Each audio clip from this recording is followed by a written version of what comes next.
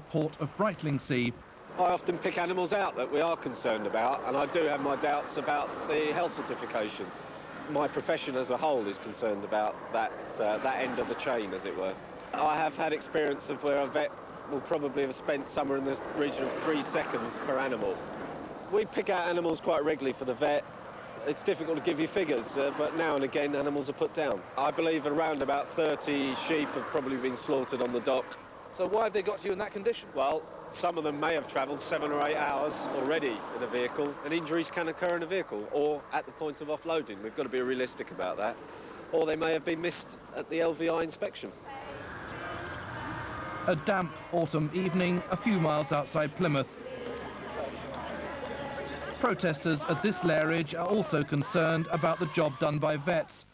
They noticed that one of the LVIs was spending a remarkably short time on the premises. Shame on you! Shame on you! On the 19th, we did 2 barns. The first one was in 4 minutes 4 seconds. The second barn was in 4 minutes. And I can remember timing both of those, so I found that absolutely disgusting that was done in that time. Yeah. A fire in October destroyed part of the lairage, and police instigated an immediate investigation for arson. But the protesters got no sympathy when they complained to the police about the LVI. So you haven't followed up any complaints about veterinary inspections? Not that I'm aware of, and if it were the case, it would be dealt with by the Ministry of Agriculture, Fisheries and Food. It's their pigeon, it's not our pigeon, to be frank. To coin a phrase. I wouldn't have a bloody clue, would I? But as it turned out, the pigeons had already come home to roost in Whitehall. We discovered that the Ministry of Agriculture has known for nearly 2 years that major breaches of the certification procedure were rife among vets. They even commissioned a report into the situation and then banned its publication. We've obtained a copy of this secret report, which was the result of an investigation chaired by a senior ministry official, Divisional Veterinary Officer Hugh Morris. It was quite clear. There was ample evidence of significant malpractice existing in that area of exports dealing with calves for further production. Morris also found evidence of widespread irregularity in the implementation of health certification procedures. The Morris report was also highly critical of the ministry's own veterinary officers, among whom there was a lack of knowledge and understanding of details of the appropriate legislation and instructions. In a statement, the government told dispatches that all necessary action has been taken on the main recommendations of the report to ensure that our high standards of certification are maintained. But the evidence we collected directly contradicts that assertion and will leave the veterinary profession exposed to suspicion and criticism. If vets put commercial interests before the welfare of animals, then they're going to bring the profession into disrepute. Anxious to talk to the LVI, who appeared to exemplify many of the problems raised by the Morris report, we telephoned Jonathan Sterling. 328. Is Mr. Jonathan Sterling there, please? Speaking. Hello, my name's Kent Barker. I'm from the Channel 4 Dispatches programme. We would like to try and arrange a time where we could interview you on camera. I would obviously like to have the opportunity of talking on camera. You know, I've got nothing to hide at all.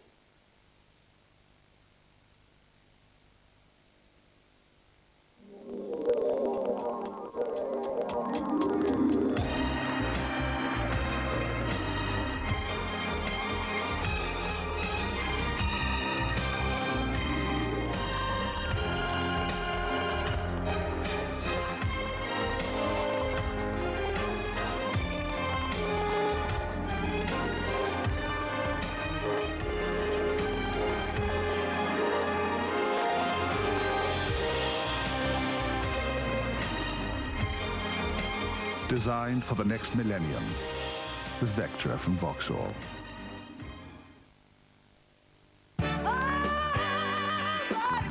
Bodyform Invisible. Ultra thin, ultra reliable. Less is most definitely more. At Knorr, we don't mind when our chefs take their time. These creative types are all blessed with a certain artistic temperament. And creating something as creamy as this Knorr Pastaria sauce can't be rushed. So we give our chefs all the time they need to create our recipes, so that you could take no time at all to create yours. Delicious carbonara in seconds is easy, with no pastaria pasta sauce, because we've got the know-how.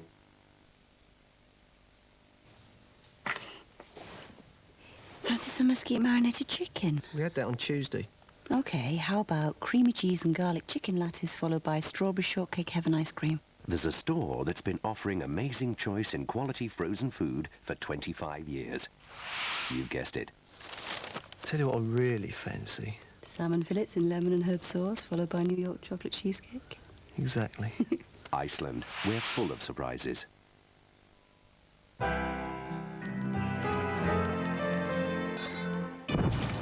In emergencies like this, you need the power of 1001 Troubleshooter. New improved Troubleshooter has 50% more stain removers, active ingredients that attack the stain, not your carpet. So Britain's #1 now gives you our best ever cleaning power. In this kind of emergency, you need 1001 Troubleshooter.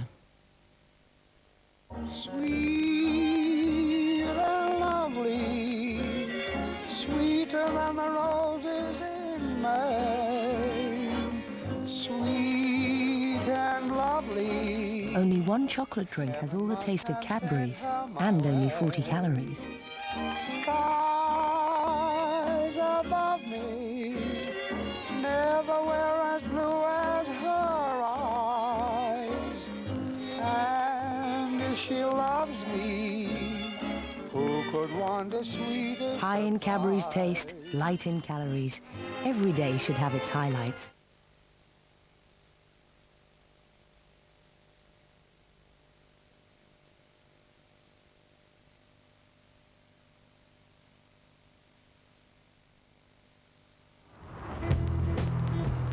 Week 9 of our undercover operation.